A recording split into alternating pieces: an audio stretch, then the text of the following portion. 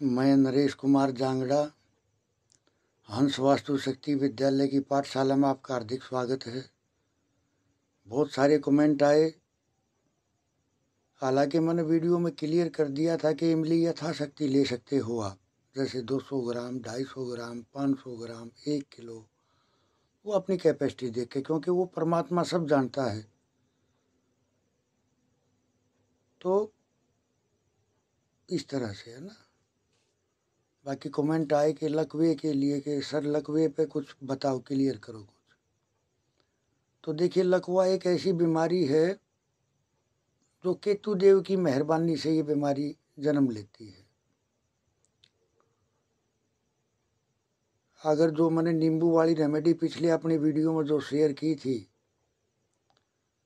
अगर वो नींबू वाली रेमेडी आप अप्लाई करोगे तो आप देखोगे उसकी जो दवा चल रही हैं वे 100% काम करना शुरू कर देंगे, यानी बंदे को तुरंत से रिलीफ मिलेगा। और इमली वाली रेमेडी भी आप अप्लाई कर सकते हो, तो दोनों में से आप कोई भी रेमेडी अप्लाई करो। तो खैर, आज का विषय है रसोई को लेकर। क्या है कि बोलते हैं कि जैसे वैदिक में भी बोलते हैं कि अग्नि कोण में रसोई होनी चाहिए, लेकिन मेरा ऐसा मानना है कि अगर किसी घर का अग्नि कोण का जो एरिया है, अगर वो किसी कारणवश बढ़ रहा हो, जैसे तकरीबन प्लॉट जो हो रेक्ट एंगुलर शेप होते हैं, यानी एक साइड ज़्यादा दूसरी साइड कम,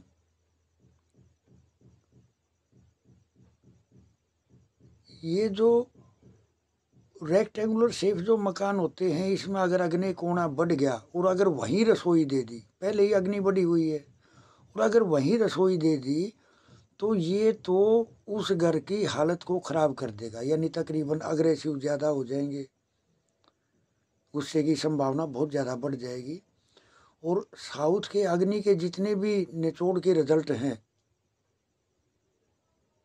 वे उनके सामने आएंगे।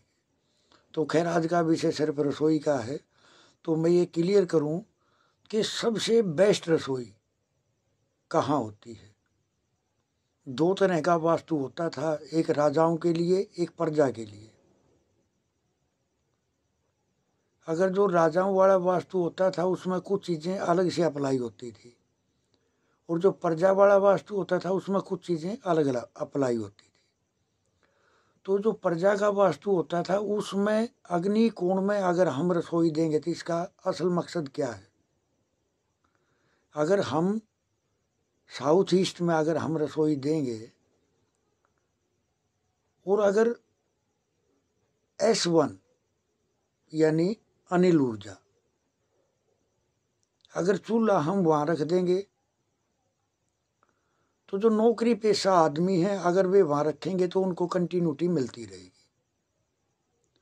और अगर किसी का लेबर का काम है, यानी किसी को बहुत सारी लेबर से जिनका वास्ता रहता है, ठेकेदारी करते हैं या और भी कोई तरह के काम, उनको हमेशा पूसा में यानी S2 में अगर उनका चूल्हा आएगा तो उनको लेबर से संबंधित कोई समस्या ही नहीं आएगी। लेकिन शर्त ये है वहाँ जल नहीं होना चाहिए।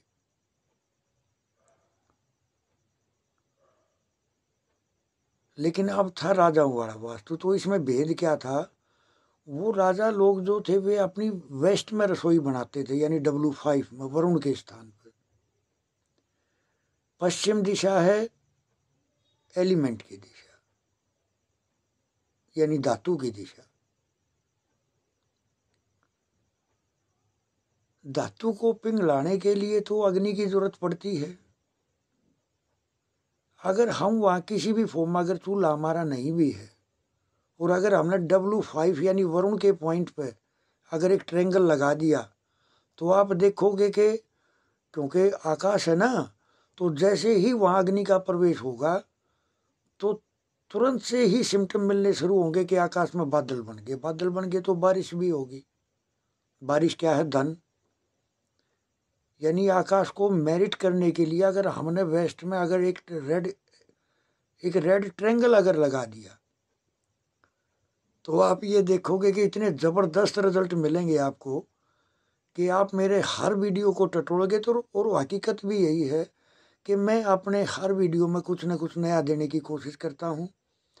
मेरा ना काम कोई ये नहीं मान के चल रहा कि मैं वास्तु पर डिपेंड कर रहा हूँ। मैं एक अपने गांव का रहने वाला हूँ, मेरे पास अपनी खेती है और बस ये मेरा 1995 यानी 95 से मेरा ये शौक रहा। तो अब 2023 में कुछ दोस्तों ने मेरे पर दबाव दिया तो मैंने सोचा चलो समाज के काम आएगा। तो आज जो रसोई के बारे में मैं आपको बताया, अगर आप वेस्ट में अगर आप रसोई रखोगे यानी चूल्हा अगर W5 में आएगा तो आप उसके नीचे येलो कलर का एक कोई टाइल रख के और फिर आप अगर गैस को रखोगे तो आप देखोगे कि धन के अवसर, बचत के अवसर, नई नई प्राप्तियों के अवसर, कई चीज़ एक्टिवेट हो जाएंगी।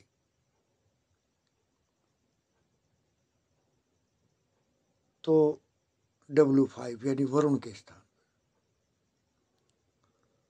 और बाकी मैंने वो आपको जानकारी दे दी है कि कैसे एक मजदूर को या एक डेली रूटीन वर्क वाले को और ठेकेदार को कहाँ कहाँ अपना चूल्हा रखना चाहिए। खैर मैं वास्तु की जानकारी दूंगा आपको अच्छे वाली, जो आपको घर बैठे ही वे चीज़ मिले जो बहुत कम ने प्रयास किया है देने का। देखो असल बात क्या है, ये वास्तु साइंस एक ऐसी गजब की साइंस है, इस पे जिन्होंने जितना काम किया उनको उतने ही बड़े ज़बरदस्त मैजिकल रिजल्ट नज़र आए हैं। तो खैर मैं आज के वीडियो में इतना ही कहना चाहूँगा कि आप इस तरह से अप्लाई करें। और एक रेमेडी भी मैं आपको दे देता हूँ। रेमेडी है, अगर काम कारोबार नहीं चल रहा, घर में आपसी रिश्ते वे खराब होने लग रहे हैं, पड़ोस से संबंध खराब होने लग रहे हैं, तो जैसे माथा है हमारा मंगल और जो मंदिर की जो दहलीज होती है वो है राहु।